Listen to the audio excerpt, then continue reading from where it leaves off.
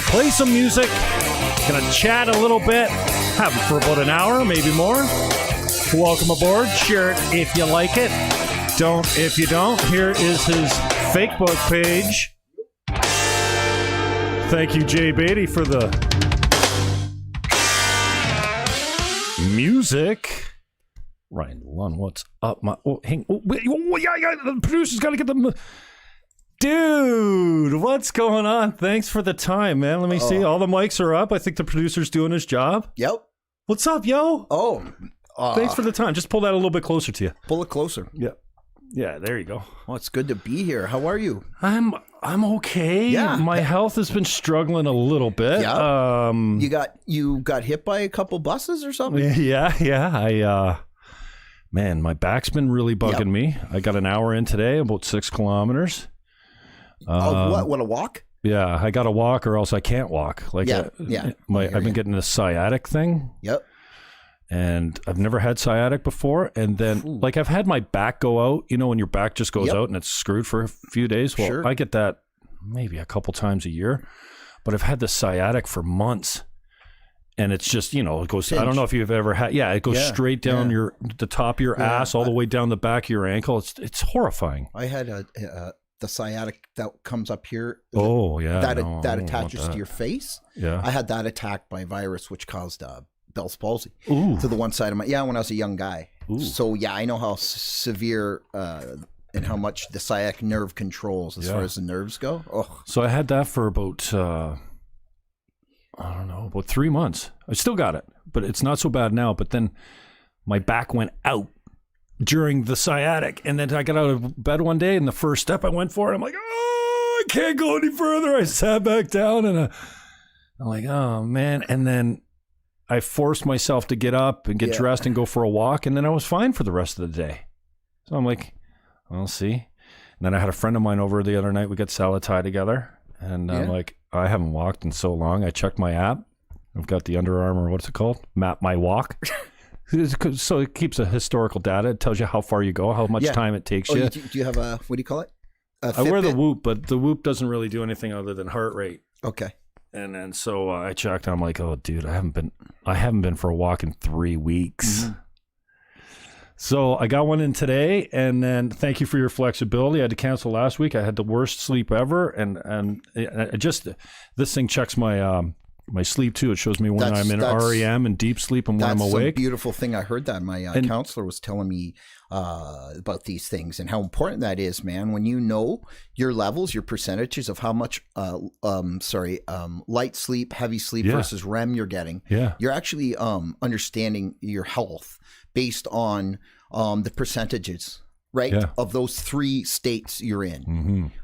So you can get them easy. Like, how people go and they get those sleep tests? Mm-hmm. Well, you can actually get a really good reading off those Fitbits. And you're getting a really good reading. I don't know if the Fitbit does the sleep as well as these guys do. Maybe it's that particular. The Whoop is the shit. It's the Whoop. Whoop, there it is. And I just wanted to try it out, and I wanted to get a little bit of historical data. I don't know if I'll stay on the program because it's not cheap. The band they don't charge you for the band, but they charge you a monthly fee. Yep. And anyway, so yesterday my friend was over a couple days ago. We got some chicken Penang, and I said I haven't walked in so long, and I pull up my Whoop, and I'm celebrating 6 hours uninterrupted sleep. Like I slept well last night. Yeah. And I looked and I'm like, oh, look. Because usually now I've gotten into this mode where I sleep for a few hours. Yep. I get up for a few hours. Mm-hmm. Then I sleep for a few hours. Yeah. So I go to bed at 11 midnight. I'll wake up at 3, 4. And then I stay up till 6 or 7. And I'm like, okay, I'll get back to sleep till 9, 9:30. Yep. And then I'm up for the day. But I don't know if that's a healthy. I looked it up and they said that like back in the days when we were hunters and gatherers, that's how we had the big sleep and little sleep because we got stuff done that we could get done with the family sleeping back when we inhabited caves or whatever. I don't know how long ago it was. Actually, I just had this conversation. The school system was set up for kids that their ideal times are very different. Like if school was to start at 11 a.m. and run, you would see the complete different change in their grades and everything. It's just we set it up which is convenient for humans as in adults, so that they go from whatever 8 to 3 or, but for them, the ideal times for them is like 11 to 4. But yeah. Yeah. So there you go. Enough about me. What have you been up to, man? Sleep cycles. Wow. What's been up with you? Lots, man. It's been, wow. What a year, huh? 2020. Oh, yeah. It's been a fun year. It's been a really, it's been a good year. I mean, it's been a really brutal year. It's been a brutal year, but you know, when you come through brutal things, you find every curse can be a blessing, and every blessing a curse, right? So, you know, not to get too deep in anything COVID or really, because everyone's experience with this is different, and I know that it's been hard on everybody, especially hard on small business owners and so on. Amen. You wanted me to talk a bit about me, eh? Well, I had Frank Soda on the other day. Remember Frank Soda? I talked to him for like an hour and a half. Frank Soda used to be doing the Toronto music scene back in the 80s. Okay. Kim Mitchell, Max Webster, those guys. Lee Aaron, he hung around with all those guys. Man. Anyways, yeah, I think that when I have musicians on, a lot of the times they don't, like the people that know and watch them and are big fans and support them and go see them live and buy their records, they really don't know who they are or where they came from. So I'm always interested about, you know, where it started, where you grew up, if you grew up in a faithful home, if you had a mother and father, you know, their impact on you and stuff like that. So yeah, I mean, talk about anything. Well, that's a you know, God, that's a long thing. But what I could do a whole segment on that. But what could do is really give you kind of a quick idea was what I've come to realize through my life. You know, I'm 45. You know, and I grew up in Fort Erie, small town. I grew up with a pretty good family, so I don't have a lot of complaints. I did not grow up in a rough home. I did not get abused. I had a pretty good upbringing. We had enough. We had more than enough. I was supported, overly supported, to the point of enabled pretty heavily, just out of just pure love and support. Great parents, you know, and so, but the problem with me was that I unfortunately was born on the spectrum, and I grew up kind of with some learning disabilities that I didn't quite accept or know, or didn't really accept, I guess. I just didn't want to accept it. So they were there. I was falling behind in school growing up and all these good things. But what happened with me was, instead of ever accepting that I didn't know things, or that I didn't understand, was too full of fear to ever want to admit to those kinds of weaknesses. And I just learned at a young age to charm and develop a style of living where I used and developed a way to use everyone around me to get through life. And unfortunately, my friend, what I've come to realize at my age was that I stunted myself from a young age.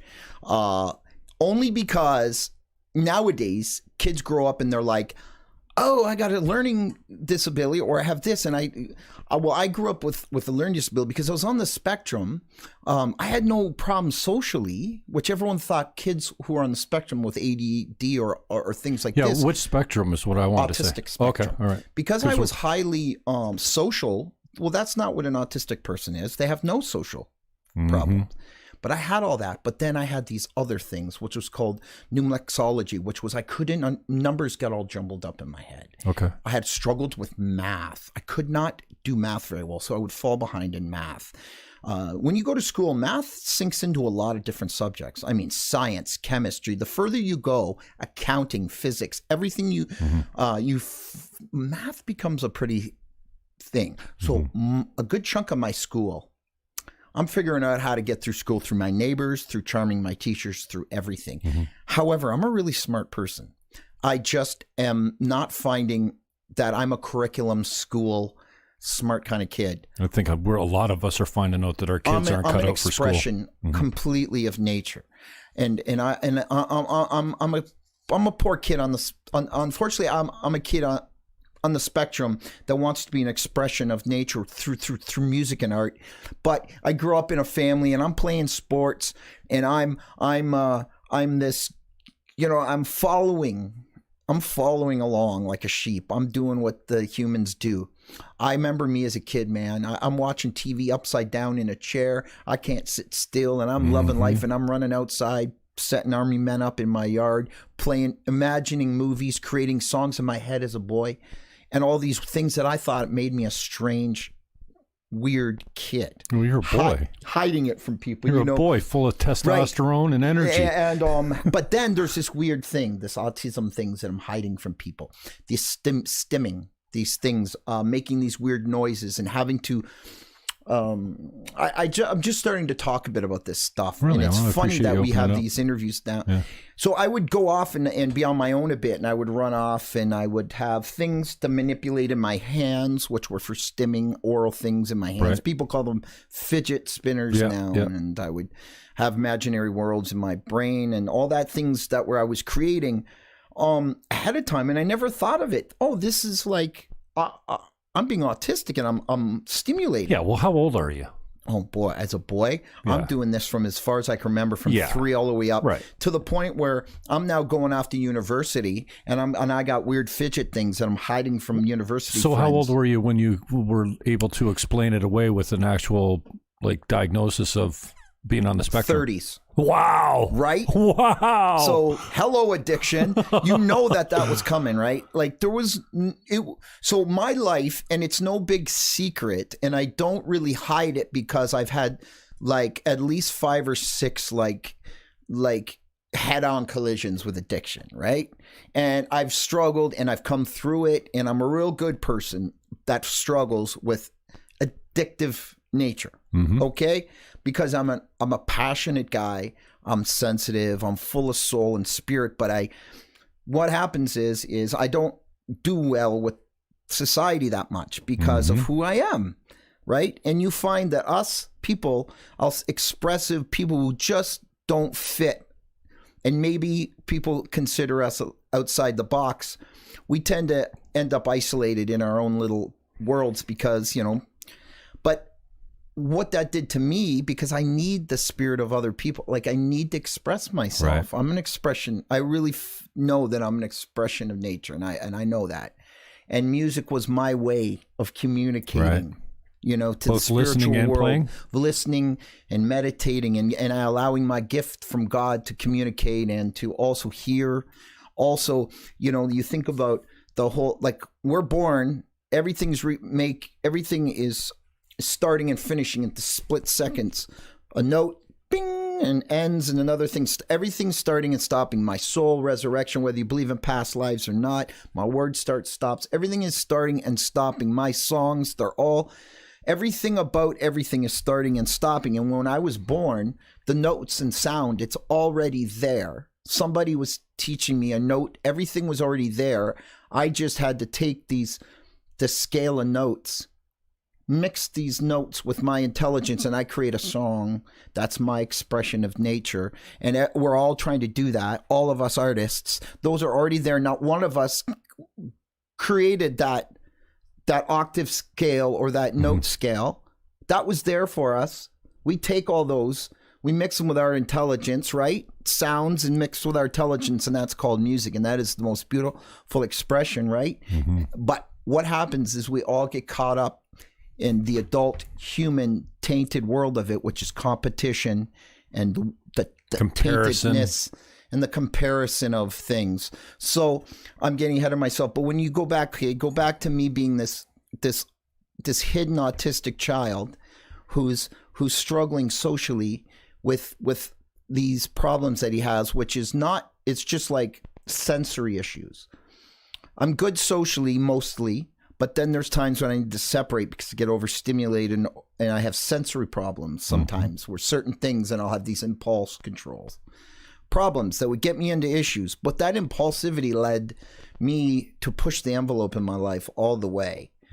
Very much so. So by 18 and 19, Jim, I'm really pushing the envelope in my life. And if you could put it in my hand, I wanted to try it. And that meant liquid, a drug, a risk. I mean, I'm jumping off of cranes in Ottawa, 200 meters into the Ottawa River on a bungee cord. I'm like rapids. I'm jumping off of that. I'm doing every extreme behavior I could until I could find the right extreme drug. But that was all because of this inner chasm, right? You create an inner chasm when you're not sure who you are and you're not right with yourself. And that's kind of what happened with me, was growing up with this just checking we're live. Okay. And sidetrack my guest all the time. Yeah, I just wanted to express that, it's really cool because it took this, I'll get to where I mean, is it took this year of like, this giant year of like COVID and this big crossroads in my life for me to figure all these things out. But anyway, I just kind of realized that I was getting into all these issues throughout my life, from university to jobs to relationships, and then of course reoccurring addiction issues, and all these things was just me not being able to understand and deal with this spectrum, this problem I was having with myself, which led to me having self-worth and a low self-esteem. So it's a really dangerous, yucky place to be, knowing that you're worth something, but having no self-esteem because you don't get who you are, because you have this disability, but you have all these other abilities, and yet you keep having this ability which is keeping you from achieving certain things. But then you achieve things. Like it's a weird thing. I think so. I always struggled mentally because I had a mental illness, but I was achieving. And then I was hiding a mental illness. So the more you hide things from people don't understand why you keep going through all these troubles, because you're not truthful. If you don't get honest and you don't accept things, you're getting in your own way. And well, if you don't understand what's going on, then you can't really. There's nothing to be truthful about because you don't get it. Right. It's not 2020 with the world of snowflakery where everyone's got it unique. Now right? Kids cheer mental illness. They're like, yay! I got a hangnail, and they go to school and go, I'm ADD because I have a hangnail, right? Whatever it is, because to me it would have been like, when I have ADD, they would have been like, you're just hyper, shut up. Like, so now it's like, I really did have something, and I just thought, I didn't want people to think I had something. I didn't want to say I have something. There's something with me, because I was like a smaller kid, and I already thought I was going to get picked on for being a small kid anyway. Small, and I might be fucking autistic or something too. Like there was all too much for me when I was a kid growing up, right? Because I was hyper and I couldn't keep my thoughts straight. Me too. Just too much disorganization in my brain. Yeah. All that accumulating with this soul that just wants to shine and create and just basically write music. But like, when you're a kid, that doesn't amount to anything, because everyone's saying, no, you go go do this profession and you make money and you marry a wife and you get a mortgage and you go into debt your whole life, and then you die and you go, well, I'm more attracted to these authors and these Springsteens and these vagabonds and these dudes that they travel and they write music and they maybe they get married, but that maybe when they're like in their 40s, because they finally find their soulmate and they stumble upon them on accident. It's like, I'm not a conformist person. I always didn't rub with society. These days are really, really showing us how many people conform like this without even doing their own research. It's just like, okay, the government tells me to do it, I'm down. So, in fact, I'll go over and above what they want me to do and do it. Yeah, some people just love it. They love to fall in line, and they really do feel comfort in that, and I didn't. And so whatever that was, that just this conflictive thing happening in me my whole life, Sally Dollar just got in. She says, I don't like the term disability. I prefer to say different ability. Yeah, I have several family members on the spectrum, and they have taught me the most amazing lessons. Yes, it's called the new term is different abled, and so that's really what it came to, is me finally just being like okay with me, if I could really had to sum it all up. So this year hits and things are going really well, right? For me, like, music, we got venue after venue doing this show and that. I'm Embers is just finally. Oh, I love it, man. How old is that? The song? Yeah. It's a little song that just could. Is that the one you're getting traction on? Like good huge, traction? yeah, huge. It's all over the world. Awesome. All over the world. The Indie Alliance picked it up, which is like a collection of 47 to 50 something independent radio stations and then podcasts, and then it also has like a ton of Spotify lists under them, and they're like, they go from LA to Australia, and they're all these different indie radio stations are all under this huge umbrella, and they call it the Indie Alliance. So if you release I see the kids, but and like you tell me Snoop your dad's Dogg's in it. on the list I'm on right now too, because if you release a song indie, it don't matter who you are. Chicago was on the list I was just on.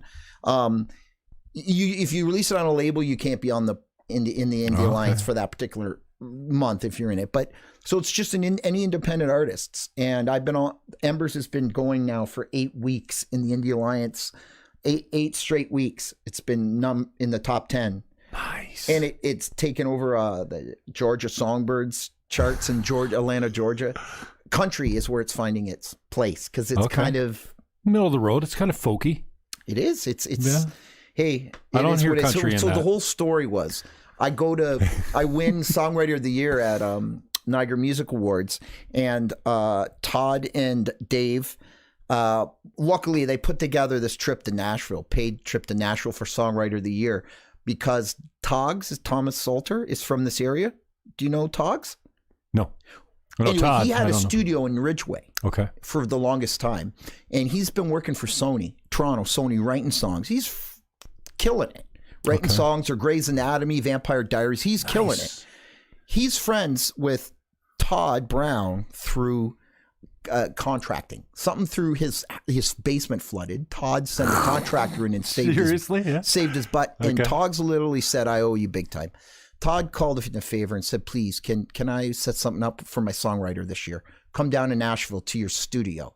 And blah, blah, blah. And they set it up, and man, they followed through. I went, spent the day with Todd Salter in Johnny Reed's studio, Soul Train Records studio. Do you know Johnny Reed, the country? Yeah. And he sat with me in this little song that I wrote and just started to play live in a few singer-songwriter events. I went down with a bunch of songs I wrote, and he hemmed and hawed them. He was like, he goes, really? It was, I was like, ugh. And then he goes, you got any more? And I go, I got this one I've been playing. Anything good? Yeah, basically. No, he goes, they're good songs, but like, I don't know. And then I played it, and he goes, this is like same 4 chords over and over. He goes, I like that. I'm a pop producer. So he just got going. I come back with this song, and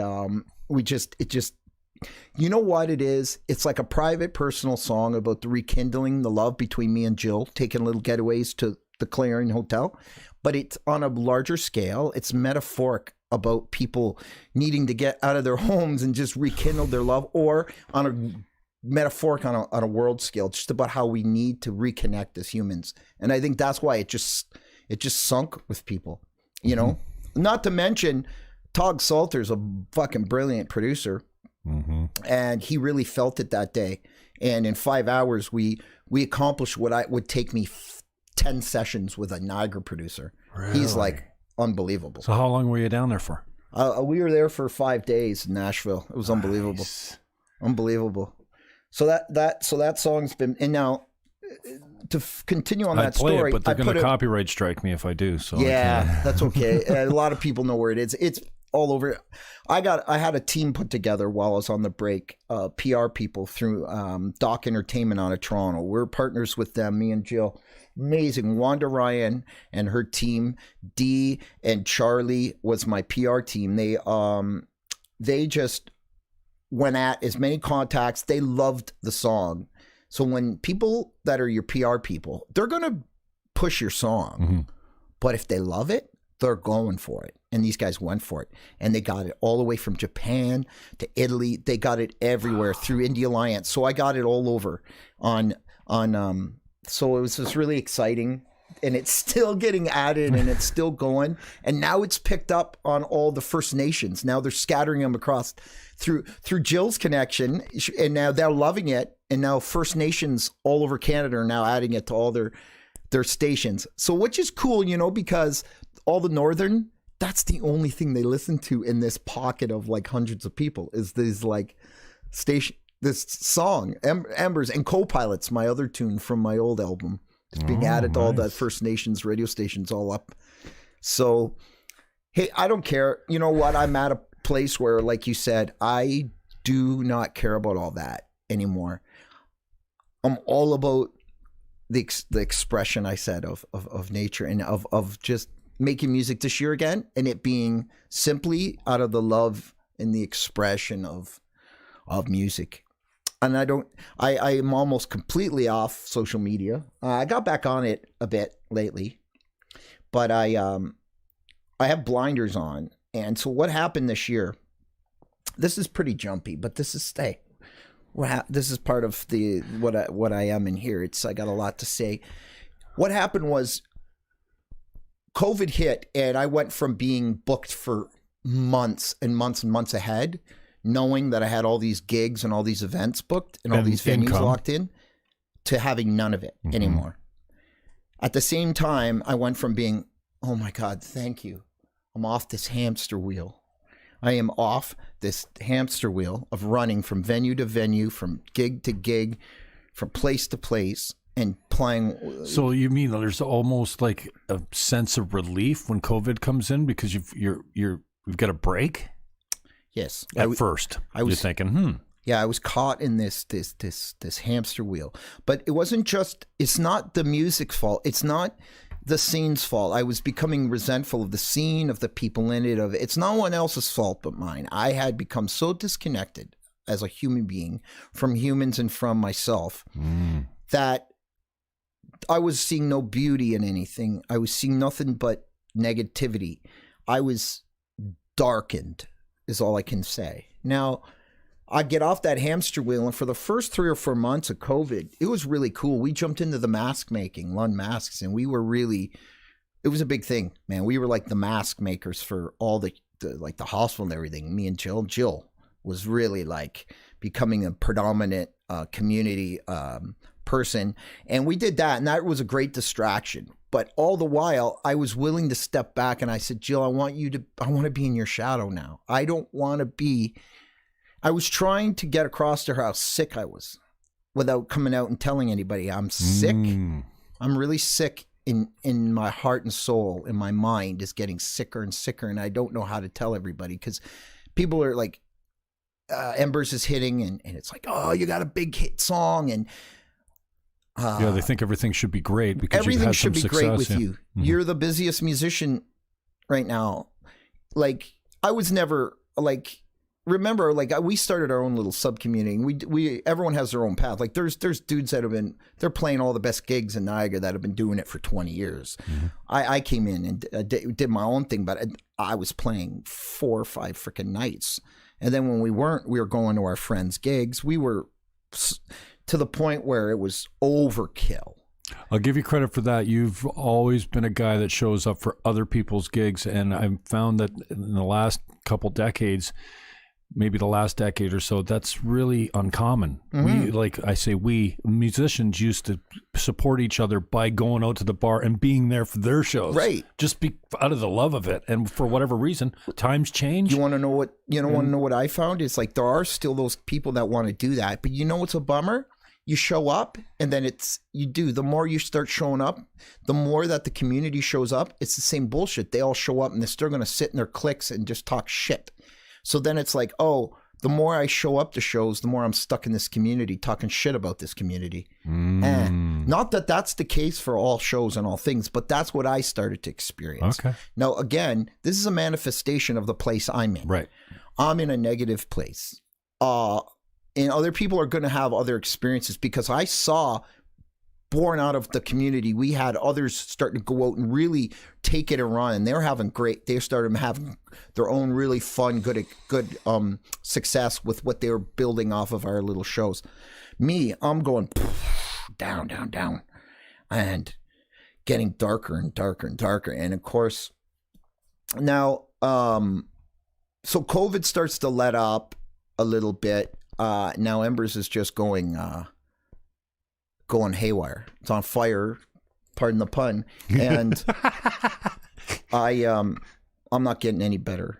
And and so what happens is as much as we smile and pretend and smoke and mirror the public, which I wasn't, but I got off the Facebook. You're so hard on your inner circle. That's how it is. You get sick and you get hard on your inner circle. The people who are closest to you. And I didn't like that anymore, and I just didn't like who I was. And I've been questioning the same thing because and I'm like, well, if I get off social media, where am I going to get my news from? Because I'm such a news junkie. You go through these stupid thoughts, and you know what? As soon as I did, I just found like the only things I needed to know, the people reached out to me. I got off Facebook, and I was within 2 days, I was immediately 50 times happier. Wow. Now, because you know what, I've tried just not interacting, not responding, not reading the comments. None of it. But that doesn't help either. You have no idea, man. Just being on you have no idea how much negative fear mongering is on. Some, you do know. I don't mean to like. I'm not.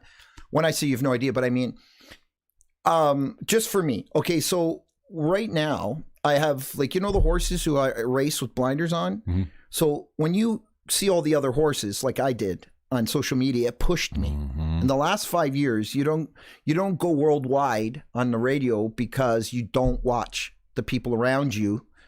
If I sat and gauged where I was in Niagara all the time, I would go insane in this hornet's nest of people. Mm-hmm. The snake pit. It's not that they're all snakes, and I don't mean to say that. It's just that because there's a ton of awesome people in the Niagara, and I don't want to feel that way about the scene. Was where I was getting. Mm-hmm. But if that's where you're going to gauge yourself based on people that are just working out of this scene, well then what's the point? Mm-hmm. I was always trying to think beyond that, and that's where So I start to just think and collaborate now with people beyond that because I found that the more involved you get in that scene, the more they're going to pull you down. And they're gonna, you just get too wrapped up in, and people just try to pull people down. That's all there is to it. That's just a natural. The more successful you get too, as you reach the top of the mountain, the more targets that are on your back, right? Yeah, and then whether you like it or not, if you put yourself out there and you do get, we live in a world where you do have to be more present on social media to be considered. And it's such a sickness that we put that starness on an image of someone, where the real beauty is that expression of art. And it don't even matter. Like I even think about the music I make, which is really middle of the road. And I know that like there's these unbelievable musicians in Niagara that are like billions times better than me. And I may have more success as far as my music going more out there. But I'm a really good writer, and I really know how to put good music together because that's what I think about. That's what I put a lot of effort, time, energy, heart, and soul into. So that's why people like it. Like I get that I get what I'm writing. I know what I'm writing for. I know the audience. I know what kind of music it is. I get it. I'm not trying to write a song that 100 people are going to like and that's going to challenge them because it's so out there. I'm writing a song that people are like, I get it. I get what I'm writing. But I also understand that I'm a pretty mediocre musician because I've come to accept. You don't know how many of my friends say that. Matthew James Blake, Aaron Berger. I mean, these guys, I look up to them like they're creative geniuses. And Aaron's like, and it's true, kind of. Aaron says to me, dude, I don't really play guitar all that well. I got a few chords, but I get by because I can put them all together. Exactly. Because we know that we're like, see, I watch guys like Springsteen, Paul Simon. These guys are at heart, they're writers that want to write, and they found music as their medium. Like Jill, my wife, she's an unbelievable painter. Like I'm watching her doing these paintings. She's been hired on to commissioned to do work for the PAC now. Nice. And I'm watching her create this giant wave of water because there's this water theme she's painting, and she's creating level after level after level after level after level. And when you think she's done, she's halfway done. And I'm like, oh, so it's like my songs. And I'm realizing that we all are writing a story and we're just finding a different medium to do it. Now, so it doesn't matter. Like some of the most unbelievable guitar players, I've watched them wow me with their licks and their pieces. They can play the opening to this song and the riff and the solo off this great G. They can play Slash's solo from this and that, but they don't pull it all together like Eddie Van Halen and Sammy Hagar and David Lee Roth and even Gary Sharon, and they'll all tell you the same thing. You go in there and he has pieces and pieces and pieces of these unbelievable, but none of it's songs. You had to piece all of Eddie's shit together. He's not a songwriter. You know what? This is why he needed these people like Sammy and David, and he put up with these people because he can't write songs. He can write pieces of unbelievable riffs, you know. But when you can write it all and you can blend it all and you can thematically piece it together and there's concepts and it means shit, that is something. You're called a songwriter. Book writers are authors. That's their medium. Like, so I'm really good at writing songs, and I know that, and I accept that now about me. And I don't pretend to be anything else. That's what COVID has done for me. I know what I am. I know that I'm autistic. I know that I'm a songwriter, and I know that I have addiction problems, and I know that I can overcome all of that. And I am. Do you know what I mean? Like, I know what I am. That's a pretty cool thing because I wake up today and I'm happy. Jim, I woke up for months and months. I opened my eyes. The first sensation was fear. Wow. Fear. No, I'm not directly afraid of anything around me. Got it. You know what I mean? I'm afraid. Apprehensive, stressed out. Life. I very seldom wake up that way, but I know what it's like. And I'm like, how? That's depression, anxiety thing. Yes. As soon as I open, I haven't had a bad dream. Right. I got nothing coming up today that's on my mind. And I wake up and I'm stressed out already. I haven't even hit the floor yet. Yeah.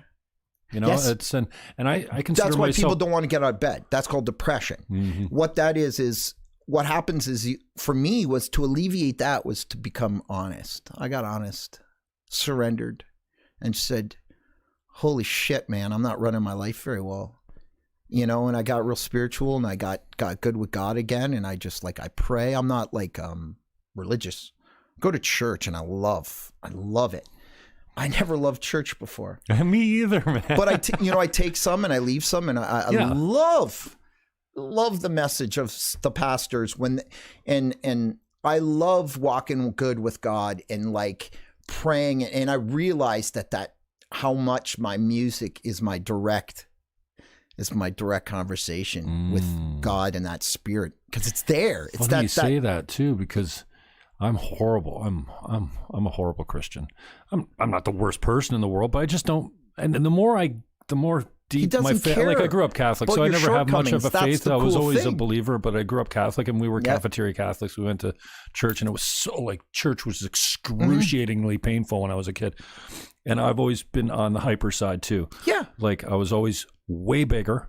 So people would look at me and go, act your age. Well, dude, just because I look 4 years older than your kid doesn't mean, act your age. See, and then I couldn't sit still. Right. And then because I was so big, they had me in these little desks. It's like prison. So they put us in this place. My legs would be bouncing up and down. And just let me go outside and burn it off, man. And low self-esteem because we're hyper and we're full of that inner child that they want to drown out of us. See, just because we grow up, and we're allowed to grow up, but why do we have to kill the inner child out of us? The pure innocence. When you watch a child play, do you see that interaction with the world? Pure beauty. I'm so fortunate right now. Untainted beauty, interaction with the world, the universe, possibly spirit world. You know that they still have dreams of their past life. They're so connected, children, that, you know, we drown that inner child out of us pretty quick. But so we get put down for allowing that inner child to be in us as adults. So they drowned out our self-esteem for continuing to keep that inner child and that light in us as an adult and want to have that connection to the universe. And to I feel sorry for for the young boys today because, you know, I was hearing a story the other day. They're punishing this guy's kid for being hyperactive in school. So they make him go see a counselor. The counselor says you need to be on Ritalin. And if you don't take the Ritalin, you can't come back to school because you're disruptive. What? So you're going to make my 10-year-old a speed addict?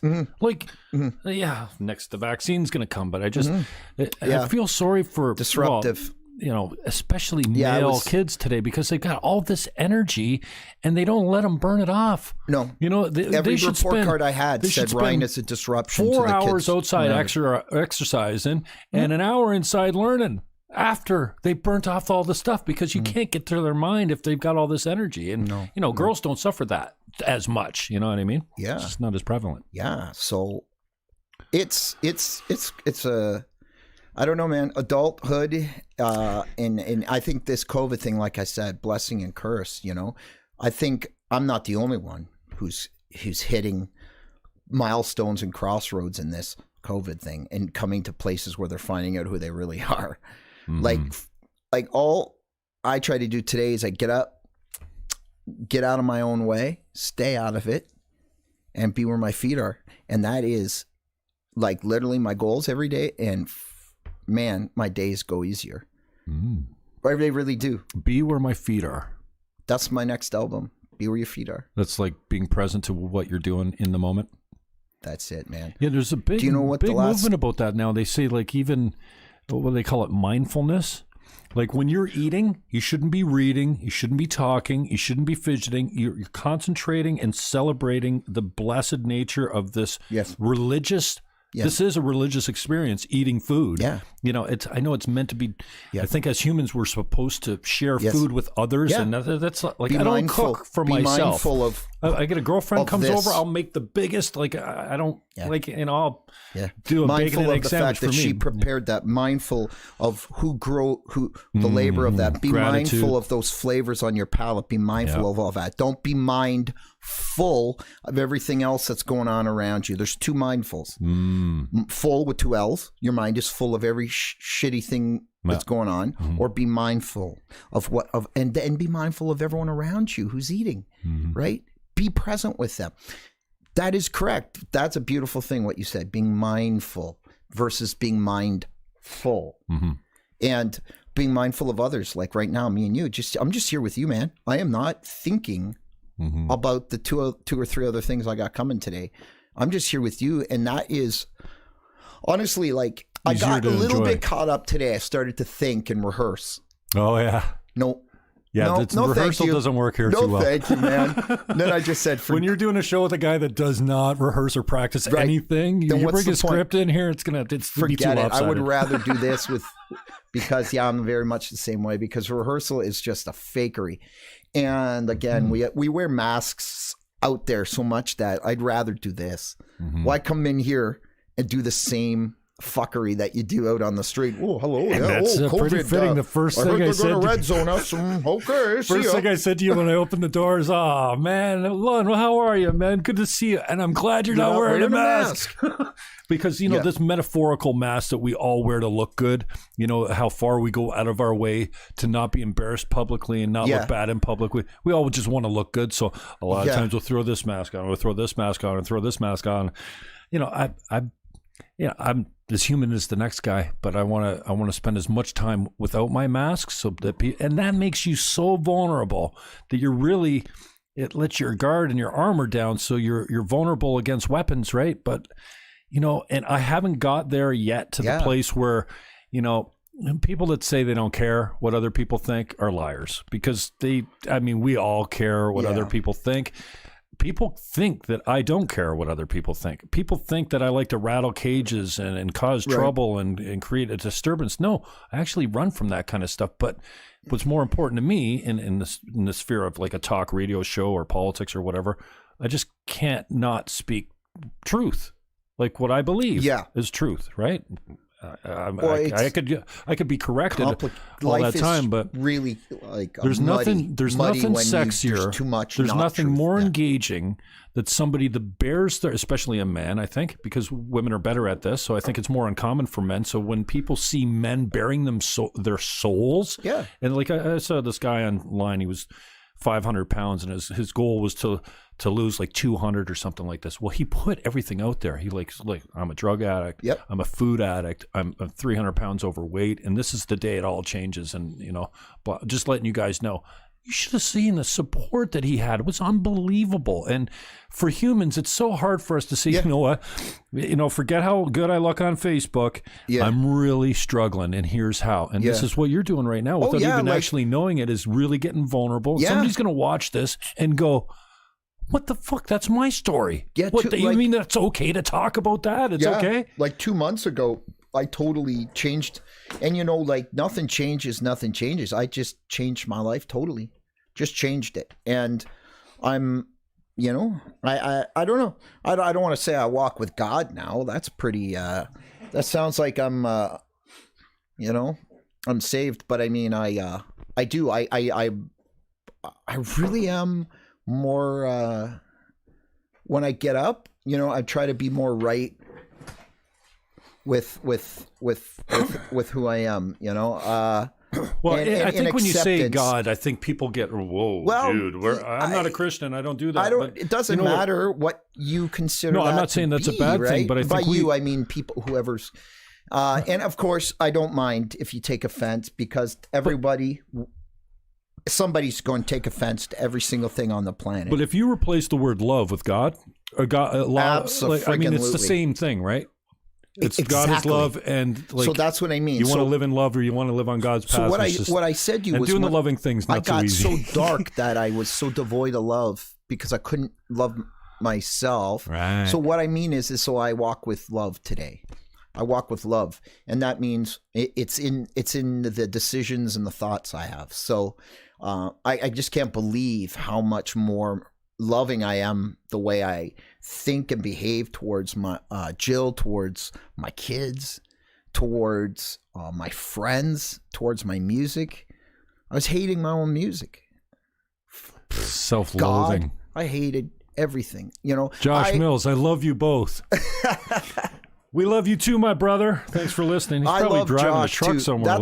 That's another solid guy who takes care of his family. So many solid dudes, and we forget that. Solid dudes. You get and these isolated. are the guys that when you get to a place where you're good with you, and you'll find the dudes that are like, yeah, man, you be you, and you tell them, hey, man, this is me. This is what I've been going through. You'll find like solid dudes that are like, I hear you, man. What are you doing next week? Yeah. Like they don't care. You are people like this has real been a friend. really divisive time, and it's been a divisive. How do you say it? I've been separated from many friends and family that I thought were with me the whole way along, and guys like Mills and MJ and Scotty and stuff like that. And there's some of them that write me the Dear John letters on the way out of my Facebook friendship. The before they unfriend me, they write me one of these big Dear John letters on my wall, like why I'm such a piece of shit, basically, and why they're better than me, and why they should, basically that's what they're saying. Sure. And God bless guys like Josh Mills and Chris Curry. Chris Curry, I said to him the other day, I'm like, dude, like, here's what I'm working on. I'd love to include you in it. Yeah. If you're still good with me. He's like, dude, I love you still. Like, we don't see eye to eye politically. It's on the COVID and the mask or whatever, but they don't care. No. It's never a topic. But some of the people have absolutely removed themselves from my life because they feel like being associated with me somehow tarnishes their reputation or something. Why? Because I speak truth or I speak what I believe. So this has been a challenging time. But I'm Paul Brady. There's another guy I don't know too well, but interact with him a few I don't know why and we are. And I'm guilty. I'm guilty of being a guy. I played sports all my life. And I stopped around 33. And you know what happened is I got into theater and I channeled all that into music arts, blah, blah, blah. And that competitive edge went into the wrong shit.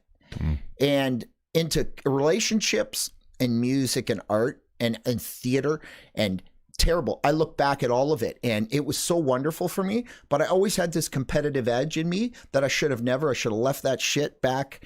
And unfortunately, I don't have that.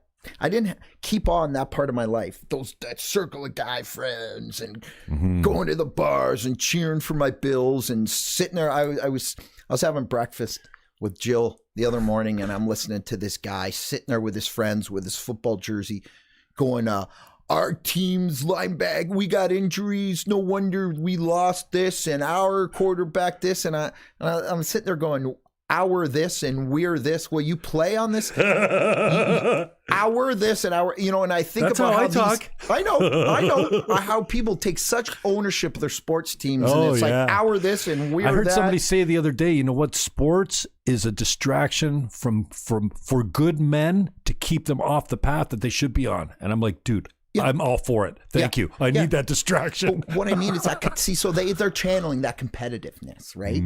Right? They're channeling it because they aren't playing like 4 sports like they were in a kid. They're playing soccer in the summer and baseball, and then they're playing.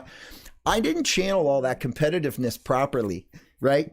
So I never had those channels, and unfortunately, I'm able to realize these things now. I haven't touched booze in almost 2 months. It's been real eye-opening. I'll tell you that. I tell you, if you want to breed illness in you, you keep pouring alcohol onto a fire. I'll tell you that. That will keep you dark and conflicted. Funny, I just had this, I'm not a huge drinker when it comes to, the number of days out of the week that I drink. But when I drink, I drink. I usually drink festively, celebratory sometimes. Yeah, when I come off a big win, I'll look for a drink. But then I drink, and then I'm unwell the next day. And then it takes me longer and longer and longer to get back. Used to recover from a hangover like this, but I was sitting across from a buddy the other day. Acceptance. We're having a heart-to-heart, having a few too many drinks, and he goes, you know what? This right here. We got into the God conversation. I've never gone there with this guy. Good friend of mine.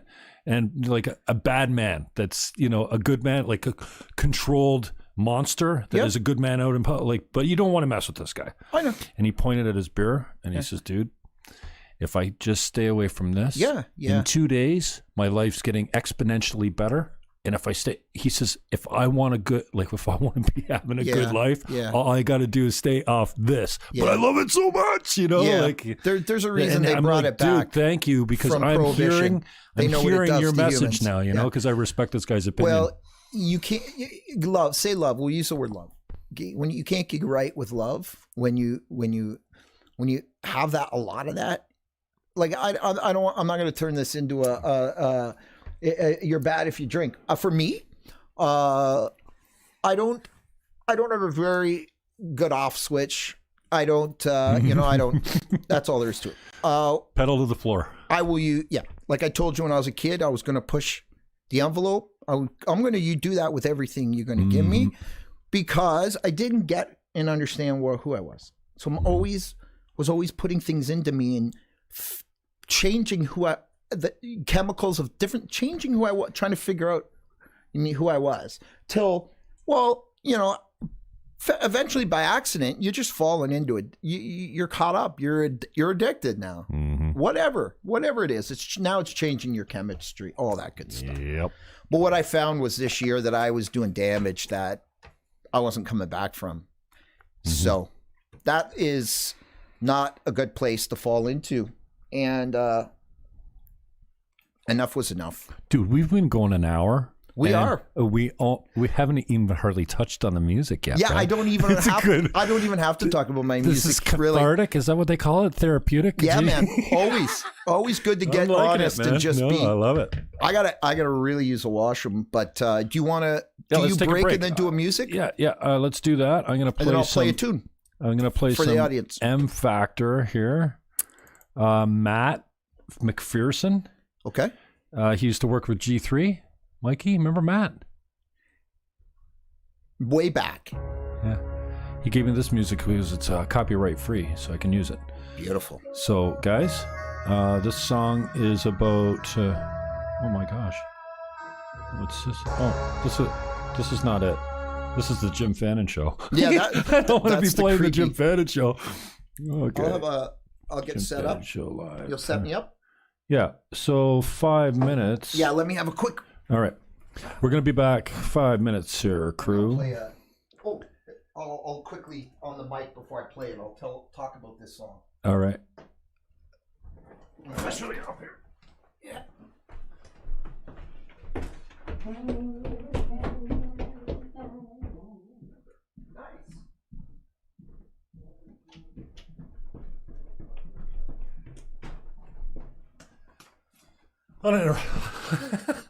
Let's see our first unexpected commercial break. You know, when your guy says to you, "I need to go to the bathroom," and I'm just gonna do that right now. You switch to where's downloads.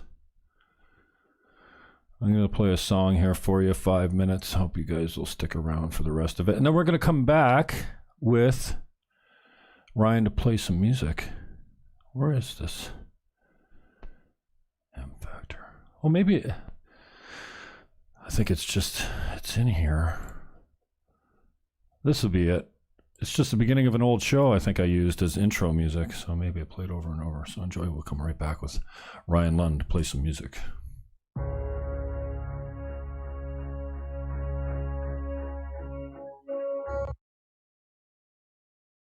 What the hell did I do that for? Stupido. I'm trying really hard here, guys. It's not working so well. My guest caught me off guard. Jim Fannon Show, is this it? No, Zoom style. Okay, M factor here. Let's try this again. One more time, okay, kids? Hurry up. Oh, yeah, we're...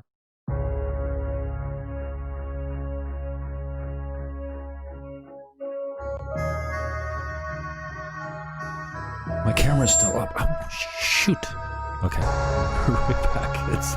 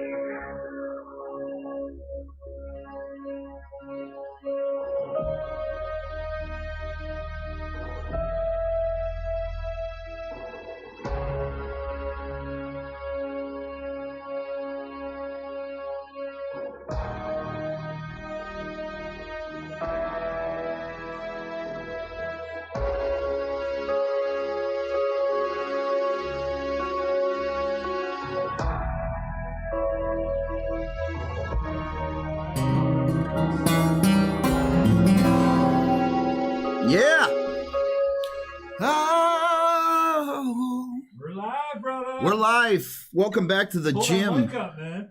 What is that? Pull the mic up. Closer? Yeah. Welcome back to the Jim Fannon Show.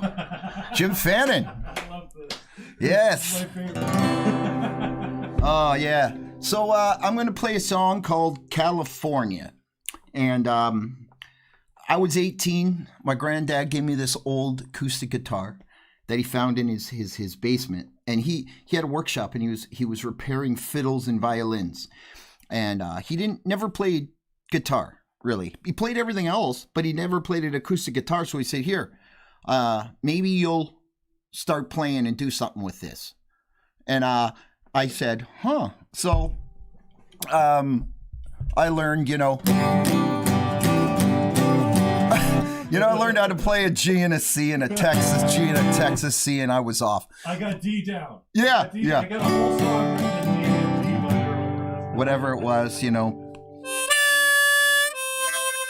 So what I did was, I don't know what happened, but I know I really got into Bruce Springsteen.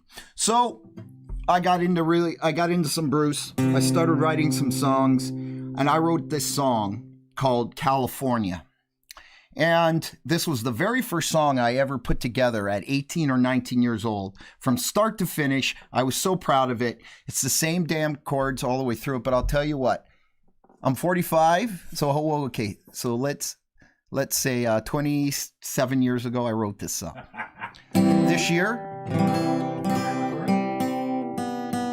I'm gonna record it for real. And it.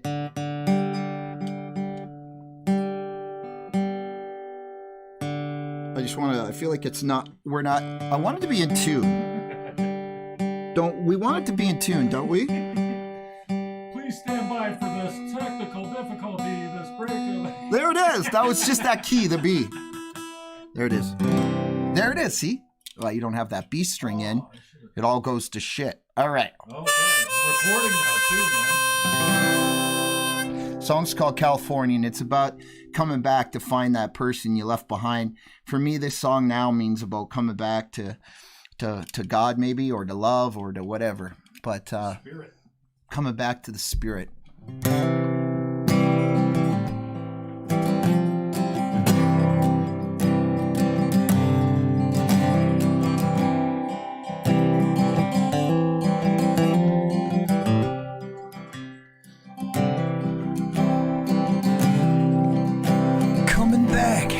California, coming back any way I can, in the trunk of a stranger's car, on the back of a pale horse.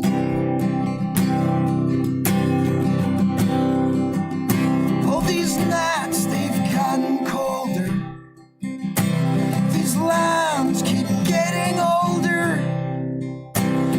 Dawn can't shed no comfort. Gonna find my way home. Coming back to California. 'Cause my soul's worn through. Coming back to California.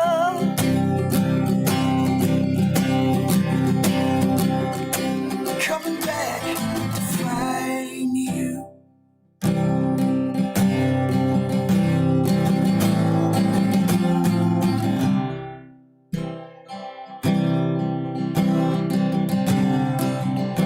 I can't sleep under these skies.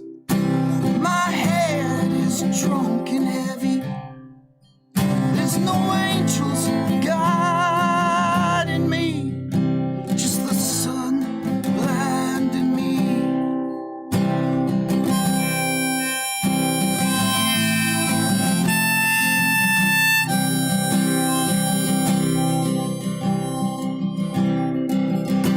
I got this guitar and a rotting gut, a dead angel on my shoulder. These nights keep getting colder. Desolation station at my back.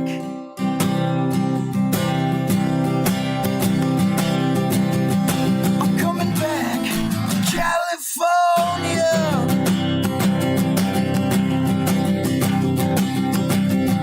'Cause my soul's worn through. Coming back to California.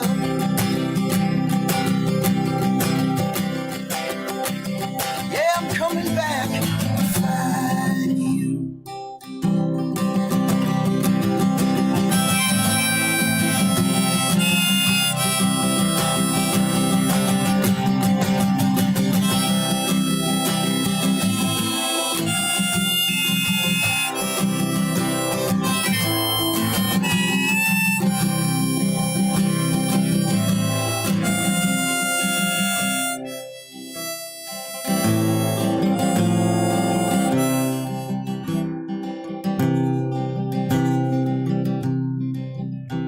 Coming back, California. 'Cause this world's made a man out of me. Coming back to show you there's still a fire left in me. There's still a fight left in me. There's still something about you and me. Yeah. I'm coming back to California.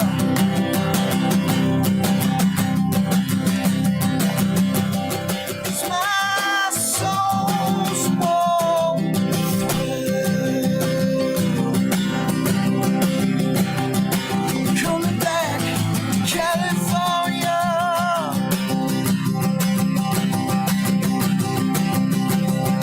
Coming back to find you.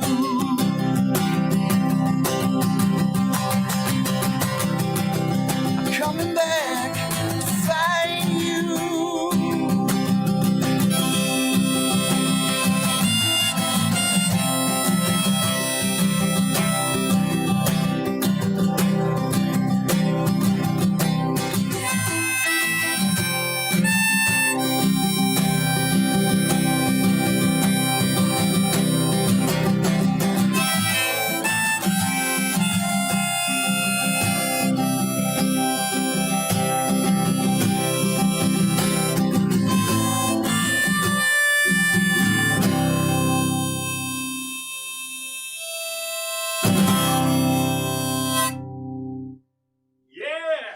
Yeah.